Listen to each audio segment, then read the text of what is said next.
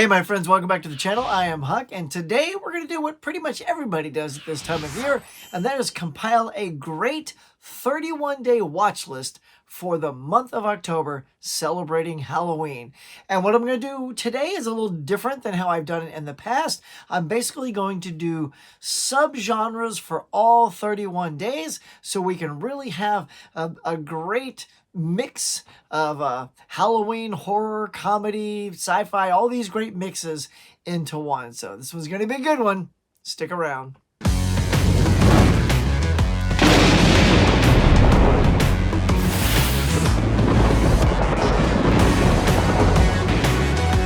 All right, my friends, to start off this list, we're going to basically start each week off with a different decade. That is going to be the genre, if you will. It's basically a classic movie from that decade. And we're going to start with the 60s. So right out of the gate, at number one, a great horror movie from the 60s. You can't do much better than Night of the Living Dead. It's basically the George A. Romero's story of these ragtag bunch of people that are gathered together in this building that is just surrounded by ghouls that are ready to eat their flesh and do them no good. This is considered a landmark film, one of the most influential horror movies of all time, combining all these gruesome visuals with the fact that they cast a black actor as the lead in the film. This is a winner on day one. On October 2nd, we're going to go a little bit, well, a lot more family-friendly on this one, and that is Casper the Friendly Ghost. So gather the family around on day two after you've had your own little day with Night of the Living Dead. Lighten it up a little bit. This film is from 1996 and stars Christina Ricci and Bill Pullman. And while this is a live-action remake of the cartoon, it's a little bit darker in tone in the fact that it explores some emotional tones of death and grief. But it does have a bunch of those ghosts populating a haunted house, especially our friendly ghost, Casper. I think this is a good one for day number two. From 1995, Casper. Next up on October 3rd, we're going to keep the tone a little bit light here, and that is animation is the category here. And we're going to pick Tim Burton's The Corpse Bride. I absolutely love this movie with voices from Johnny Depp and Emily Watson. This film was released in 2005. Directed by Tim Burton, and basically it's these characters, Victor and Victoria, so that's Johnny Depp and Emily Watson's characters. They're supposed to get married in the real world, only Johnny Depp's character goes out in the woods to practice his vows, where there's a tree branch that looks a little bit like a hand. And when he puts the little ring on the tree branch, well, you kind of guess what might happen. That little branch comes alive, grabs Johnny Depp's character, pulls him into the underworld, and that's the bride, who is voiced to perfection by Helena Bonham Carter. And it's very interesting too, because everything above ground is very sort of muted and dark and gray and sort of boring. But when you go into the underworld, it's the exact opposite of what you'd expect. It's bright, it's colorful, it's funny, the characters are engaging, and he needs to be able to get out of this realm back to the above ground so he can rescue his Victoria, who is about to marry the wrong person. And this evil guy, Barkis Bittern, voiced by Richard E. Grant. This is a delightful movie that gets better every single time I see it, so check it out. October 3rd, The Corpse Bride. Next up is Saturday, October 4th, where we kind of keep that sort of lighthearted, spirited thing going with a comedy. Now, I'm going to save horror comedy for a little bit later. That's something that's a genuine horror movie with some malicious kills, but it's also got comedy. It's my favorite genre of horror. That's coming later. This is more like it's a creepy tone, but it's a comedy. And that is Barry Sonnenfeld's The Addams Family, starring Angelica Houston, Raul Julia, and that delightful little Christina Ricci. It's about, of course, the family Addams, Uncle Fester and all the shenanigans that go with them. This is an absolutely lovely film. I love Thing, the hand that's always all over the place. It's a great adaptation from the TV show and the comic strip that came before it, and it's definitely worthy of your time. In fact, if you want to go nuts, you can even swap it out with Addams Family Values. I love them both equally. Make it your own double feature if you want. But for me, I'll go ahead and pick the original Addams Family. On Sunday, October 5th, we're going to go with a Universal monster classic. Now, there's a bunch. You got Frankenstein, Wolfman, The Mummy.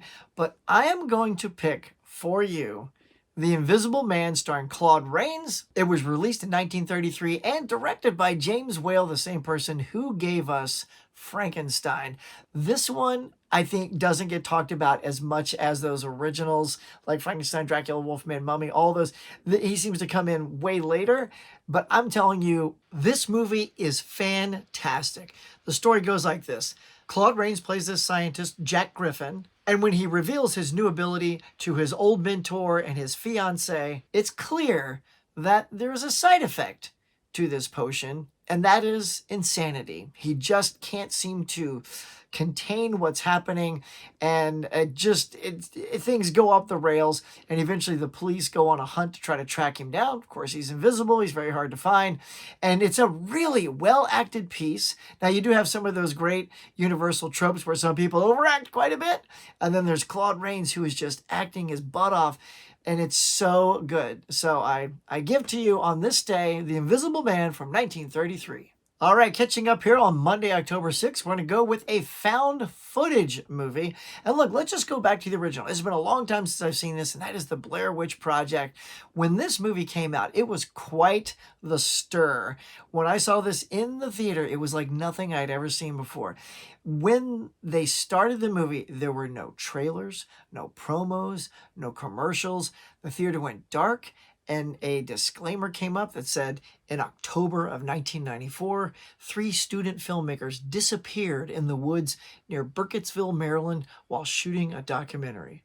A year later, their footage was found. I was like, what is about to happen? This is like you're instantly kind of unsettled, because there is nothing to calm you down before the movie starts. It just does that, and you're like, what is this? It starts with this young man and his friends that go into this forest in Maryland to uncover the mystery that's surrounding his sister. And many believe that her disappearance 17 years ago is connected to the Blair Witch. And the acting is impeccable. I know for the longest time, like, they had to keep quiet, like, that there were real actors' names on this thing. Because obviously if you say that these are actors at the end of the movie, you've ruined the mystique. So this is quite a treat. If you've never seen the original, I give it to you right now, The Blair Witch Project. Next up, Tuesday, October 7th, is going to be what they call elevated horror, something that's a new term for some of these newer horror movies. And quite frankly, I'm going to go with still what I think is one of the best, and still, for me, my favorite from this filmmaker, and that is Jordan Peele's Get Out from 2017. And basically, this is the story of an interracial couple, and the girl brings him to a time to meet the parents weekend. And at first, it feels like the parents are just being overly accommodating, trying to make everyone feel at home. But you realize there's something more sinister afoot. And the deeper this movie goes, the better it gets. This is a really good film. Jordan Peele won the Oscar for Best Screenplay. Horror does not often receive that kind of love, so if you're curious what that's about and you haven't seen it, check out Get Out. All right, it is now time to roll into week number 2, Wednesday, October 8th. And again, we're going to start each of these weeks off with a decade classic. This one is a 70s classic. Well, let's just keep that dead theme going, and we'll go Dawn of the Dead, released in 1978. It's about hordes of zombies that are now swarming the U.S., and a terrified populace tries everything in their power to attack the undead, but no one seems safe. But in Pennsylvania, this radio station employee and his girlfriend get aboard one of their helicopters, accompanied by 2 SWAT members, and they go to what is now that classic mall, where they set up camp and hope to survive and change the turn of the tides. So they take up refuge in this mall to hopefully protect themselves from the zombies, but it turns into all kinds of glorious zombie mayhem. Check it out, the original 1978's Dawn of the Dead. Next up for Thursday, October 9th, the category is going to be a little ambiguous. We're just going to call this In the Woods, as there are lots of horror movies that have stuff in the woods. You got your Evil Dead and, of course, Cabin in the Woods and things like that. So we're not going to go with those. We're going to add a little comedy into it, like I love, and that is Tucker and Dale versus Evil from 2010. Oh man, if you have not seen this, you've got to check this movie out. These 2 hillbillies, played by Alan Tudyk and Tyler Labine, are absolutely hilarious. They're just on a little hillbilly vacation, trying to enjoy themselves out in the countryside, and all of a sudden, all of these college kids show up So you know it's going to be good. Only the college kids mistake them for some sort of killers, and everything they do convinces them they are killers. And so they try to come at them and stop them, but things happen, and it's just sort of the most bizarre moments happen in this movie where people just get killed and just mayhem happens. Look, this is a very unique, great horror comedy. If you haven't seen Tucker and Dale versus Evil, I recommend you put it right here on October 9th. Next up is Friday, October 10th. We're going to go with the subgenre of body horror. And of course, we're going to pick from last year, The Substance. Man, this thing blew me away. Starring Demi Moore and Margaret Qualley. It's basically the story that Demi Moore's character, an aging aerobics instructor, is looking for a way to, retain her youth. So she takes this sort of black market drug that basically turns her into a younger, more beautiful version of herself. Only there are consequences. You only get a week in each body, the older body, the younger body. And if either one toys with this, there are repercussions. And let's just say they screw with it and there are repercussions. If you haven't seen this movie, it is worth your time. Of course, Demi Moore was nominated for an Academy Award. So again, a horror movie receiving any accolades of this caliber is always a good thing and worth checking out. So if you like good body horror, The Substance is it. Right here on October 10th. All right, next up, Saturday, October 11th is one of my favorite subgenres of horror, and that is haunted houses. Just love haunted houses, man. And we're going to go with 2005's House of Wax. Oh, this is a good one, y'all. Stars, of course, the famous Paris Hilton, who, by the way, does a pretty good job in this film. A lot of people like to come down on her as maybe not being a great actress, but when you watch this film, I would say that the director was able to grab her in all of the right moments and get her to do all the right things, and she's actually quite good. And this is a good, spooky, haunted house movie about a gang of college friends that are en route to a football game when they wind up with a flat tire in a ghost town, and they're forced to seek help at this open gas station. And across the street, across the way, is a wax museum where some of them decide to do a little looking around, a little investigating inside this spooky, seemingly abandoned building. And of course, it is an old wax museum with figures inside. And as they walk around inside this wax museum and check out all of the figures around them, things are just not what they seem. This is a very fun film. It's well acted. It's got some good scares and a nice, creepy atmosphere that I think you're going to like quite a bit. So check out 2005's House of Wax. Next up, Sunday, October 12th, we're going to go with a remake. And there's some good remakes out there, y'all. But I'm going to go ahead and go with 1986's The Fly, starring Jeff Goldblum, Gina Davis, and directed by David Cronenberg. Basically, Goldberg's character, Seth Brundle, is this very eccentric scientist who creates these teleportation pods. And while testing them one day, a fly travels into one of his pods while he's inside, teleports him to the other pod. The DNAs get mixed together into a nasty little concoction. He comes out seemingly normal, only as the film progresses, he starts to change and get worse and worse and worse.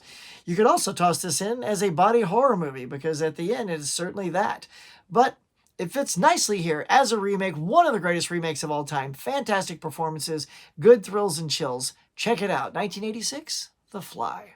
All right, time for Monday, October 13th. We're going to go with an underwater creature feature. I love this subgenre, and my favorite one of all time is Underwater with Kristen Stewart. And this film, by the way, gets going from the get-go. Immediately, it starts off with Kristen Stewart in the bathroom brushing her teeth when all of a sudden, boom, this drilling station that they're in about 6 miles down is suddenly hit with something that feels like an earthquake.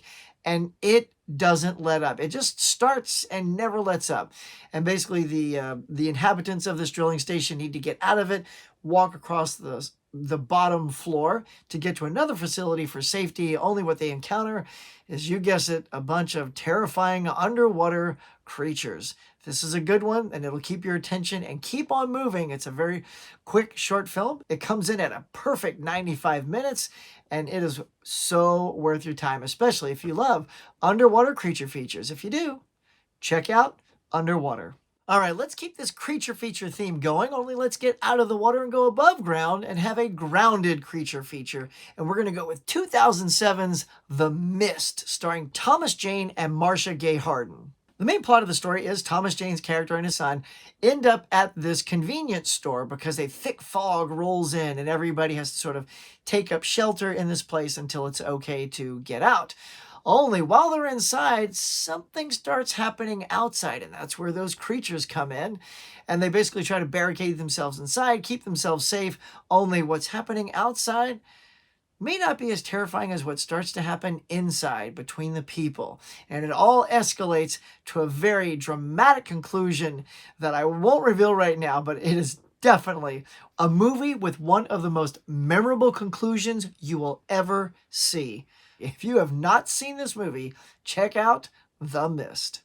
Okay, it is now time to start week number 3 here on Wednesday, October 15th, and we're going to go with an 80s classic. And let's just cut to it. Let's call it like it is, y'all. We're going to do John Carpenter's The Thing. I mean, any chance to work in this great movie is a pleasure. This thing was released in 1982, stars Kurt Russell, Richard Masur, and Keith David. The story takes place in remote Antarctica, where a group of American research scientists are disturbed at their base by a helicopter shooting at a dog that's coming to their base. They take in the dog, and then, of course, the dog attacks humans and other canines, and it transforms into these amazing creature effects that we have just grown to greatly appreciate, these practical creature effects. And this creature just starts to pick off people one by one, leading to another interesting conclusion that just sort of lets you scratch your chin and go, okay, who's who? Is everyone one of these creatures? Because they can assume the look of anybody. And of course, now there's dissension among the ranks. No one knows who is a creature and who isn't a creature. And this movie builds to a crescendo where it's a standoff of two people and you don't know if one's a creature, one's not. Are they both creatures? Are they both not creatures? And Carpenter just leaves it right there in your hands for you to decide. Oh, this is a classic masterpiece for a reason. So check it out right here. Week number 3, The Thing. On Thursday, October 16th, we're going to go with a supernatural horror movie, and I'm going to pick Insidious. This film came out in 2010 and stars Patrick Wilson and Rose Byrne, and the story is about these parents who take drastic measures when the house they move into seems to be haunted and their comatose son is possessed by this malevolent entity, and what they do to try to save him. And I'm going to tell you, the first time I saw this movie, it scared the cannoli out of me, man. This is one of those, it's not like one of these super horror slasher films. It is just, it plays with your emotions. It gets under your skin, and the jump scares are terrific. This thing is terrifying, and it will make you scream out loud. If you turn the lights off and you get ready, it is not going to disappoint. So check out Insidious. Coming up next on Friday, October 17th, isn't so much a genre as just a topic I wanted to throw in there, and that is a horror movie released this year. There are so many horror movies that they come out every single week, it feels like, in this year. And I'm going to go with one that came out earlier this year with a little bit of that twist and combination that I like of horror comedy, and that is Heart Eyes, starring Mason Gooding and Olivia Holt. It's a story of a masked maniac with glowing red eyes that returns every Valentine's Day to basically slaughter couples who are in love and just ruin their day. And this couple, they work at an advertising agency together. They're out there trying to figure ways to make Valentine's Day good again. Only they become a couple, and of course it comes after them and anybody around them that's having a good time. And there's some really great kills in here, and it's very, very funny. So if you like that combination, I think this film delivers in spades. Oh, it is worth it. Check it out, my friends. Heart Eyes. All right, it is time for the weekend, y'all. Saturday, October 18th, we're going to just toss in a vampire flick. There are so many great vampire flicks to choose from, but I'm going to go with 1987's Near Dark, directed by Catherine Bigelow, starring the great Lance Hendrickson, Bill Paxton, Adrian Pastar, and Jenny Wright, just to name a few. It's the story of this Caleb Coltons, played by Adrian Pastar, and he meets the captivating May, played by Jenny Wright, at this bar, and the two have this instant connection. Only At some point, she turns into a vampire, bites him on the neck, and things get very complicated. Now racked with a craving for human blood, Caleb is forced to leave his family and ride with May and her gang of vampires. But along the way, Caleb must decide between his love for May and the love for his family. This is a really great, atmospheric, tension-filled vampire film directed by Catherine Bigelow. If you haven't seen this, this is definitely one of those that doesn't get talked about as much as, say, like Fright Night or The Lost Boys, but it is certainly up there when it comes to excellent vampire movies. Next up, on Sunday, October 19th, it's time to just dive right into that genre that I love. I've mentioned it before, and that is horror comedy. And we're going to go with 2020's Ready or Not, starring Samara Weaving. The plot is a very simple but funny one, y'all. So Samara Weaving is now happily married, and they stay at his family's big, expensive mansion. And they play a little game of hide and seek. And the plot is that she must stay hidden from dusk till dawn, while the entire family hunts her with guns and crossbows and all kinds of nasty weapons like that. And as Grace desperately tries to survive the night, she tries to figure out a way to turn the tides in her favor. But if you're a fan of this genre, or even if you're not, and you're just curious about the comedy horror genre, this is a good one, and I highly recommend you check it out right here on this Sunday, Ready or Not. Next up, from Monday, October 20th, we're going to keep it rolling with Stars, a Horror Icon. There are dozens of horror icons. You could go any route you want with this. And I'm actually going to keep that comedy thing going because I think this is a fun way to work her in. And that is the horror icon of Elvira, Mistress of the Dark.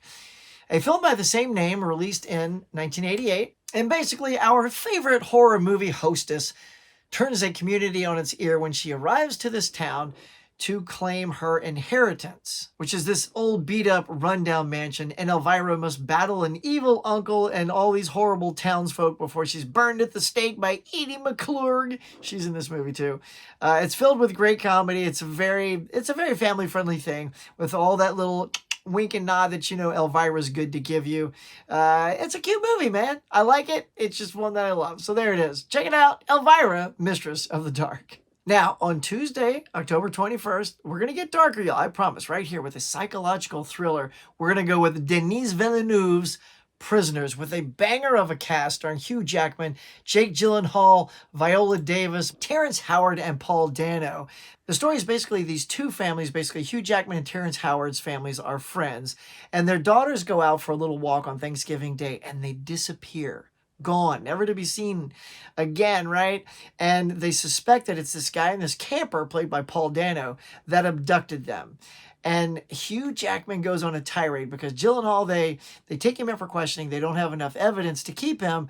And so pissed off dad takes matters into his own hands to basically get at Dano and find his kids and his friends' kids. So and I'm just going to leave it at that because this thing has all kinds of great twists and turns that just shock you, catch you off guard, and the performances are stellar. So if you haven't seen it, like I said, I like horror comedy, but I like some gritty stuff too, and this is definitely a flip of the coin from Elvira, I'll say that. So check it out, Prisoners.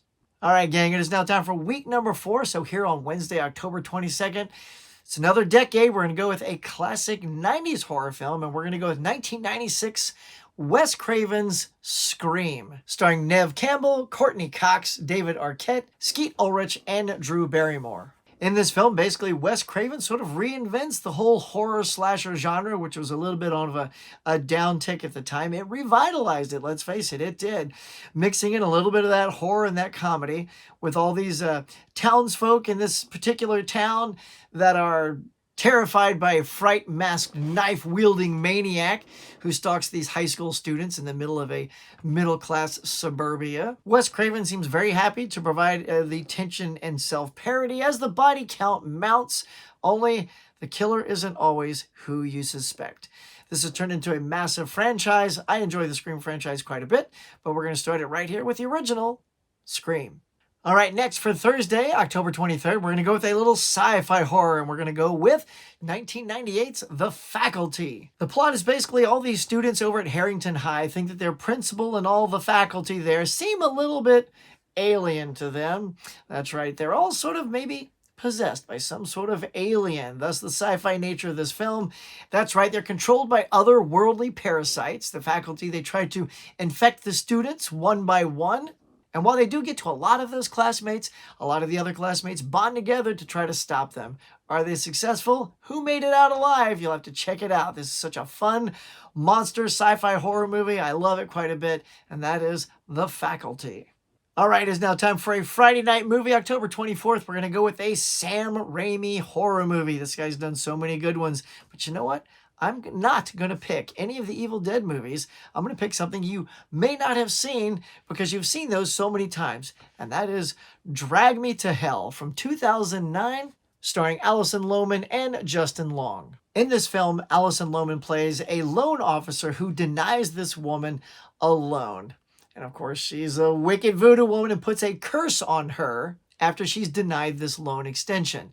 The curse sends a demon to torment Christine for 3 days before it drags her soul off to hell. Feeling desperate, she seeks the help of a psychic to help break this curse. This is a wicked little movie with lots of great Sam Raimi tropes that make you jump out of your seat and it crawls under your skin and all that good stuff.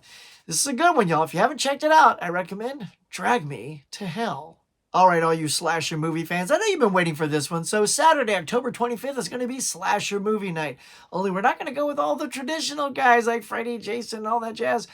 We're going to go with Slumber Party Massacre from 1982, written by Rita Mae Brown and Amy Holden Jones, who also directs this film. And while originally written as kind of a parody to the whole females being, attacked by men with stuff, they shot it as a straightforward horror movie, but, the parody is still there. The satire is still in there about this big, giant, drill-wielding psychopath that's on the loose in the neighborhood while these high school senior girls gather together for a slumber party, unaware that he's out there ready to do harm. The film basically concludes with one of our high school girls, Valerie, confronting the power drill-wielding psycho Russell Thorne at a swimming pool. This is a fun one, so if you like slasher movies, forget those other ones and check this one out for a change. Check it out, Slumber Party Massacre. On Sunday, October 26th, we're going to go with a killer sequel. Any sequel you want to any franchise, and I'm going to pick a Nightmare on Elm Street sequel, Nightmare on Elm Street 3, Dream Warriors, released in 1987. This is probably one of my favorite ones in the entire franchise. This and the original probably right up there. This one's even more fun. Basically, Patricia Arquette stars in this. She is fantastic. Basically, during a hallucinatory moment, she cuts her wrists, and her mom thinks that she's troubled and puts her into a psychiatric ward, where Heather Langenkamp from the first movie is one of the doctors there, and she had battled Freddy, of course, some years before. Naturally, Nancy senses potential in Kristen and sends her in to try to get Freddy, but also a lot of the other patients here have sort of, we call them superpowers, if you will. They all have some sort of skill that they can use to help take down Freddy, and that's what makes this film so much fun. It's got great kills, interesting characters, and the return of Heather Langenkamp. This is a great sequel, y'all. If you haven't checked it out in a long time, revisit Nightmare on Elm Street 3, Dream Warriors. Next up on Monday, October 27th, we're getting closer to that magic day. Tonight's theme is a killer team-up, and there's been all kinds of fun little team-ups. Even if you go all the way back to the Universal Monsters, they were teaming up their monsters all the time.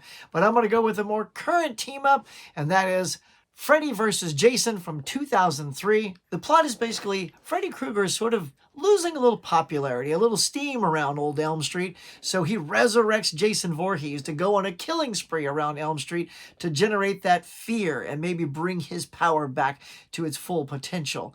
Only things don't go as he plans because Jason is striking more fear into people and people are talking about him more. And that doesn't sit well with our boy Freddy Krueger. So it results in this epic titan battle between the two at the end that is just so much fun to watch. What can I say? I'm a sucker for these kind of crossover movies dating back to the original Universal horror movies, Alien versus Predator. I love all that stuff. And this one fit the bill for me perfectly. So if you want to see a good battle royale, a good team up, check it out. Freddy vs. Jason. Next up, Tuesday, October 28th, we're going to go with a werewolf movie, and this is my favorite werewolf movie of all time, and that is An American Werewolf in London. Released in 1981, the story of basically these two young Americans backpacking through Britain when they are attacked viciously by a werewolf. This werewolf decimates his friend Jack, while David Naughton's character David lives but is still stricken by the wolf and is now cursed to turn into this werewolf on a full moon. This film won the Academy Award for Best Makeup Effects and created the category at the Oscars as a legitimate standalone category, makeup effects, that has been there ever since. Mostly due to the amazing werewolf transformation scenes that are some of the best practical effects you've ever seen put on film. And this movie's got it all. It's got the horror, it's got the comedy, all my favorite stuff put into one. And that werewolf design is stupendous. It's my favorite werewolf movie, so if you've never seen it, I highly recommend on this day, An American Werewolf in London. Okay, my friends, we've actually reached week 5 and the last 3 days on this countdown. And of course, we change up the decades at every week, so now we're just going to do a 2000s horror classic. And I'm going to pick 2002's The Ring, directed by Gore Verbinski, and stars Naomi Watts and Brian Cox. And if you don't know the plot of this thing, it's a very interesting thing. It's basically a videotape. That's right, you youngsters out there. There's something called a VHS. It's a cassette we would put inside a VHS player, and it would play a movie only. This didn't just play some fun movie. It played this creepy thing. And then 7 days later, whoever saw this movie would die to that day. And so newspaper reporter Rachel Keller, played by Naomi Watts, is skeptical of this story until 4 teenagers all die mysteriously exactly 1 week after watching this tape. And of course, while she's investigating, her curiosity gets the better of her and she watches the tape. Fortunately, now she only has 7 days to unravel this mystery, or she too will fall prey to this tape. This is a good one, y'all. Check it out. The Ring. Here we are, Thursday, October 30th, y'all. We're almost there. And today, we're going to do a genre known as an anthology horror movie. And there are plenty out there. There's some good ones, man. You got your Creep Show, which everyone loves, the Twilight Zone, the movie, that's great. But the one I'm going to do tonight is probably one of my all-time favorite horror movies of all time. I love this movie to pieces. I even watched it again earlier this year, and I upped my rating from 3.5 stars to 5 stars. That's how much I love this movie. And I'm talking about Trick or Treat, directed by Michael Dougherty. It has a great cast consisting of Anna Paquin, Brian Cox, Dylan Baker. It's basically the story as these 5 stories sort of interconnect on a Halloween night in Warren Valley, Ohio, and it focuses on the consequences of disrespecting Halloween. And we have ourselves a little horror icon here, a new one called Sam. And Sam is the little, looks like a burlap sack head with a little kid body. But this thing is super creepy. And he's sort of populating this little area, making sure everyone is obeying the rules. And may I say, not everyone is. And he comes for you. And there are consequences, and they're not good. The film explores Halloween's supernatural nature, which combines like horror, dark comedy. And if you've never seen this film, it's got a little bit of everything. Great kills, unexpected twists, a new little horror icon. It's super fun. I love this movie. I would have put it on Halloween night, but we're getting to that movie right now. Here we are, Friday, October 31st. There is no genre because we're pretty much just going to end it on the one everyone would expect because it's just that good. John Carpenter's Halloween. Released in 1978, stars Donald Pleasance and made a superstar out of Jamie Lee Curtis. The story, as I'm sure you all know by now, is 6-year-old Michael Myers brutally kills his 17-year-old sister and is sentenced to 15 years at an institution. But on October 30th, he basically ends up stealing this car and escaping. And he returns to his quiet hometown of Haddonfield, Illinois, where he's looking for his next victim. And there are tons of them roaming around because it's Halloween night and people are everywhere in costume, which is also how he sort of blends in a little bit once in a while, but also he stands out like a sore thumb. This thing is not as gory as you'd expect, given that it's considered a slasher movie. It's actually a very slow burn, but it's so worth it. The atmosphere and the tone is just fantastic. This is a masterpiece for a reason, and it stands to reason this is one of everyone's favorite Halloween movies in the franchise, as there are a ton of them. But that is it, my friends. That is going to do it for this 31 days of Halloween Fright Fest checklist, playlist, whatever you want to call it. Here it is for you. I'm going to leave the list in the description below with the genres. So if you also want to do one of these two, but you want to change out the movies for yourself to make it a little bit more personalized for you, it'll be down there in the description. If you dug this video, thank you so much for checking it out. I really appreciate it. If you're new to my channel, do me a favor, get down there, hit like, subscribe, smack the bell, leave a comment, and share it with all your friends. In the meantime, enjoy these 31 days of Halloween. Thank you to all my Cafe members for their support. And if you'd like to be a Cafe member to help support the channel, please consider hitting that join button now.